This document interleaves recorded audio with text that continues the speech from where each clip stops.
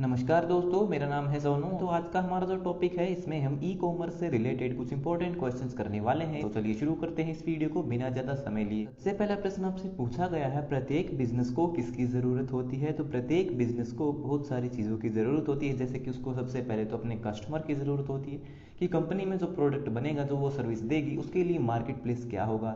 इसके अलावा उसे कच्चे माल की ज़रूरत पड़ती है, रॉ मटेरियल की ज़रूरत पड़ती है। इसके अलावा उसे एम्प्लॉयमेंट की भी ज़रूरत पड़ती है, उसकी कंपनी में कौन कौन से कर्मचारी किस किस पद पर काम करेंगे, कितने कर्मचारियों की ज़रूरत पड़ेगी, और कंपनी में जो पैसा लगेगा उसके लिए इन्वेस्टर कहाँ से आएंगे। तो इन सभी चीज़ों की ज़रूरत एक बिजनेस को पड़ती है।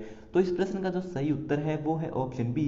ठीक है, ईआरपी का मतलब होता है एंटरप्राइज रिसोर्स प्लानिंग, यानी कि जब भी किसी कंपनी की हम प्लानिंग करते हैं तो उसके रिसोर्सेज के बारे में हमें पता होना चाहिए। रिसोर्स उसके अर्निंग के, उसके इन्वेस्टमेंट के, तो ठीक है, हर प्रकार के रिसोर्सेज की उसमें जो है प्लानिंग की जाती है, तो उसे हम ईआरपी बोलते हैं। दूसरा प्रश्न है, इलेक्ट्रिकली किया जाने वाला बिजनेस क्या कहलाता है। तो जो बिजनेस इलेक्ट्रिकली किया जाता है उसे हम ई कॉमर्स कहते हैं।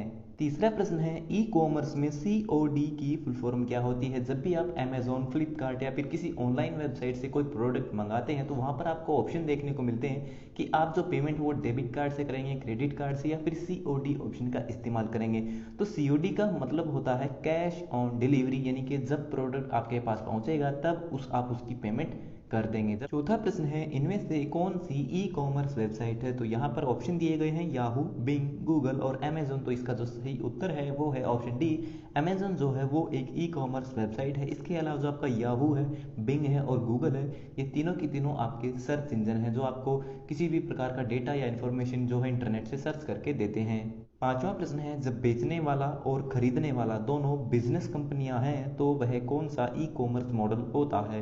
यानी कि एक बेचने वाली कंपनी और खरीदने वाली कंपनी दोनों की दोनों बिजनेस करती हैं, तो वो किस प्रकार का मॉडल होगा। तो वो एक तरह का बिजनेस टू बिजनेस मॉडल होता है। अगर आप किसी कॉम्पिटिटिव एग्जाम की तैयारी कर रहे हैं और आपको अभी तक जो है कंप्यूटर की बेस्ट हिंदी एमसीक्यू ई बुक नहीं मिली है, तो आज की इस वीडियो में हम आपके लिए लेके आए हैं एक ऐसी ई बुक जिसको पढ़ने के बाद आप अपने एग्जाम में आने वाले कंप्यूटर के सभी हिंदी क्वेश्चन को आसानी से सोल्व कर पाओगे। ये ई बुक कवर करती है SSC, railway, bank, DRDO, triple C, ITI कॉपर training officer, data entry operator और अन्य सभी जनरल कॉम्पिटिटिव एग्जाम्स को जहां पर भी कंप्यूटर के हिंदी क्वेश्चन पूछे जाते हैं। इसमें आपको मिलते हैं 2000+ क्वेश्चन जो कि पुराने कॉम्पिटिटिव एग्जाम्स के क्वेश्चन पेपर से लिए गए हैं। इसमें सभी प्रश्नों को टॉपिक वाइज दिया गया है। पूरे इंटरनेट पर किसी भी बुक में आपको एक साथ इतने सारे टॉपिक देखने को नहीं मिलेंगे। इस ई बुक से आप कम समय में अच्छी तैयारी भी कर सकते हो। तो देर किस बात की है, अभी जाइए इस वीडियो के डिस्क्रिप्शन में और पाइए इस ई बुक को बहुत ही अफोर्डेबल प्राइस में।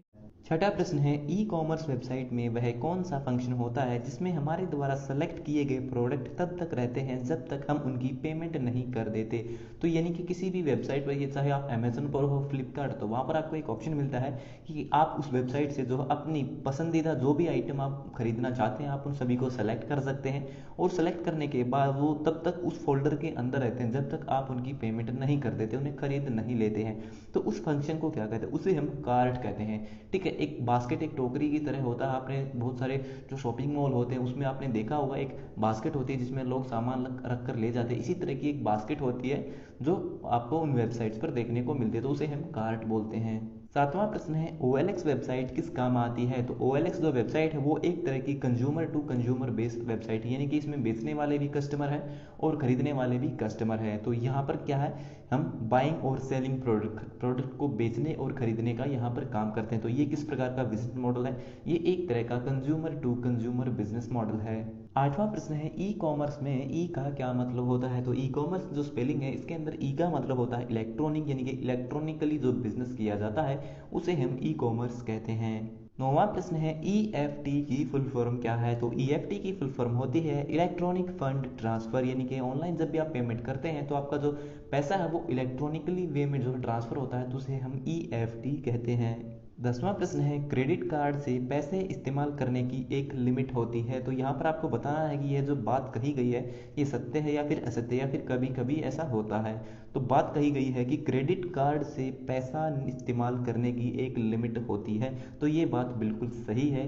क्रेडिट कार्ड क्या होता है मैं आपको बता देता हूँ। क्रेडिट कार्ड वो कार्ड होता है जिसमें बैंक आपको लोन देता है, एक उसकी एक लिमिट होती है कि कितने पैसे आप उसके अंदर खर्च कर सकते हैं, और इसकी एक लिमिट भी होती है कि आपको कितने समय के बाद बाद उन पैसों का भुगतान करना होगा। इसके अलावा आपका जो एटीएम कार्ड होता है उसे हम डेबिट कार्ड कहते हैं, जिसमें क्या होता है कि आप पहले बैंक में पैसा जमा करवाते हैं और बाद में उसका इस्तेमाल करते हैं। लेकिन यहाँ पर जो क्रेडिट कार्ड होता है उसमें क्या सुविधा आपको मिलती है कि इसमें आप जो पैसा है वो पहले इस्तेमाल करते हैं और आप उसका भुगतान बाद में कर देते हैं। तो क्रेडिट कार्ड और डेबिट कार्ड में यही अंतर होता है।